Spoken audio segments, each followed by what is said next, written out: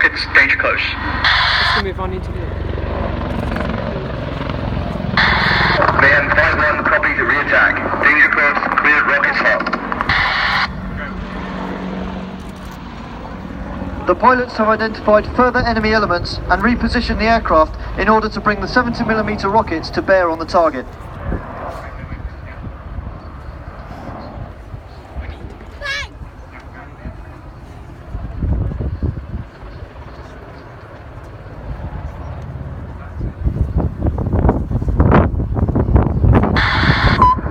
Gunship cleared hot, tipping in rockets.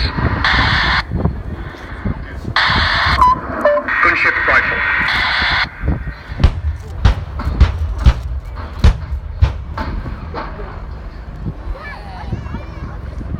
On recovery from the diving fire profile, delivering a successful rocket strike, Jim reacts dynamically to avoid any ground fire, here conducting a 270-degree wing over.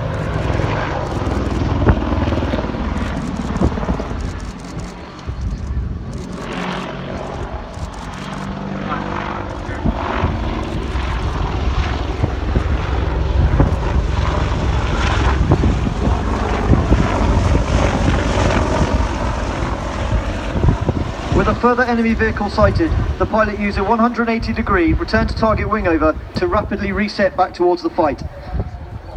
The front seat gunner elects for a further Hellfire strike, followed up with the Apache's 30mm cannon firing high explosive rounds. Gunship tipping in missile to gun. AM 5-1, roger, gunship rifle. Converting speed to height, the pilot can once again minimise the threat of ground fire, this time with a rapid climb and bunt, making tracking and predicting the aircraft's flight difficult for an enemy attempting to engage. The bunt sees the aircraft pitch from 90 degrees nose up to 90 degrees nose down at the highest point of the manoeuvre. After 3 successful strikes, and with enemy vehicles burning, the pilot positions the aircraft in a high wheel, circling the target to allow the front seater to conduct a comprehensive battle damage assessment on the target.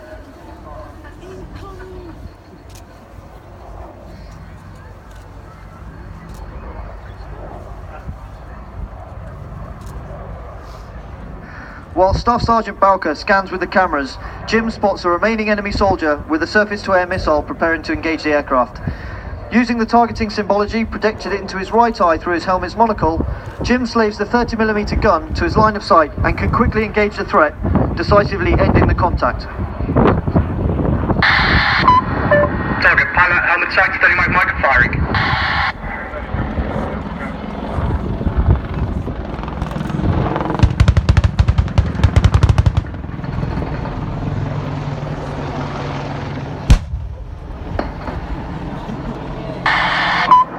Mayhem 5-1, this is gunship, engaged with missiles, rockets and gun, all targets destroyed. Mayhem 5-1, copies, all targets destroyed. Enemy fire has ceased with no friendly casualties. Many thanks, end of mission. With the threat eliminated and the friendly ground forces safe, Gunship has demonstrated the value of Apache close air support and the lethality of precision strike weaponry, whilst also acting as a deterrent for future enemy action.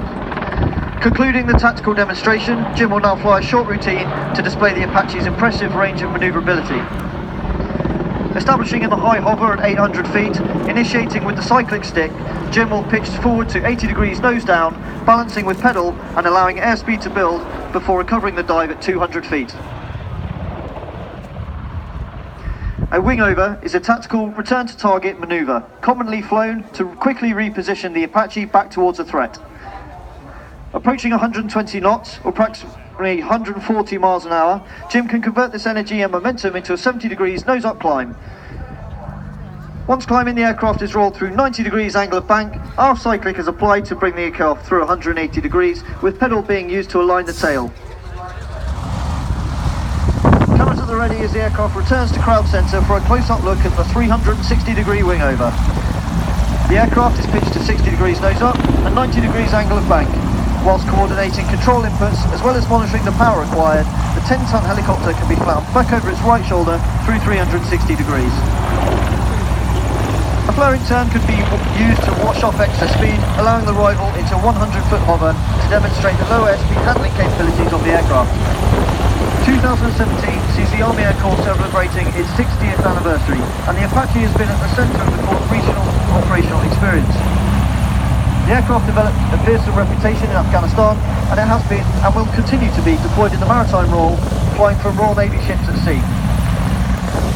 The Apache Force is also currently committed to supporting the Air Assault Task Force, UK Special Forces, and with the aircraft's flexibility and firepower, is a critical manoeuvre element in the Army's modernised division.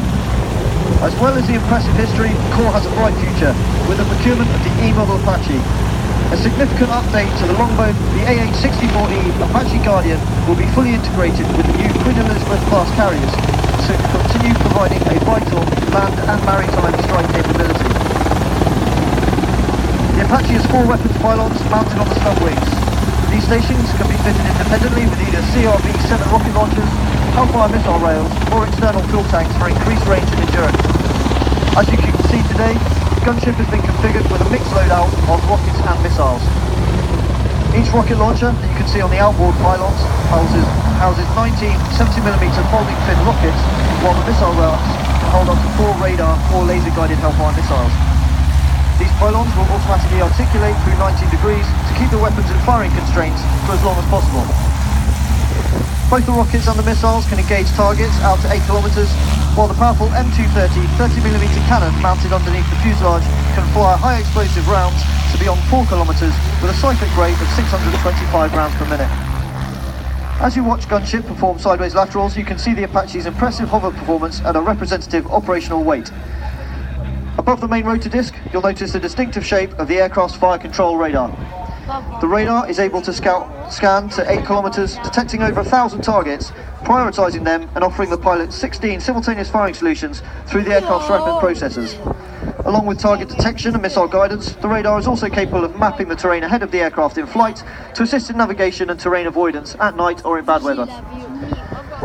On the nose of the aircraft is the Target Acquisition and Designation Site, or TADS, housing the day TV and infrared cameras, as well as the Class 4 laser and ranging for missile guidance.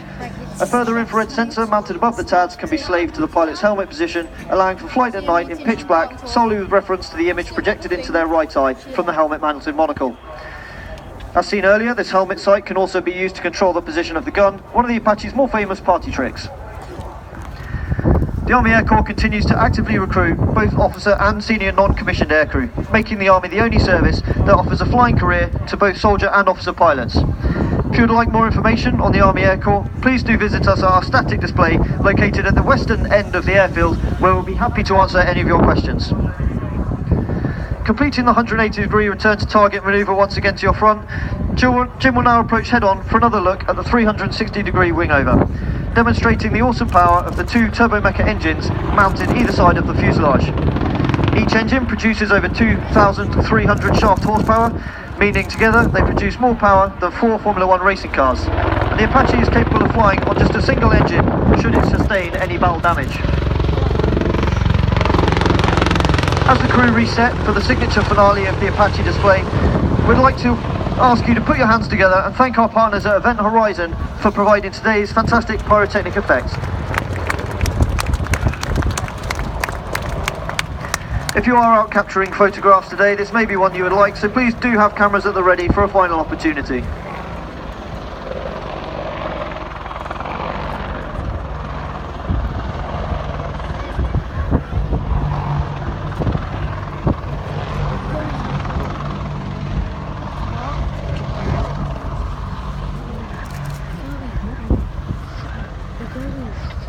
Ladies and gentlemen, the British Army Apache attack helicopter.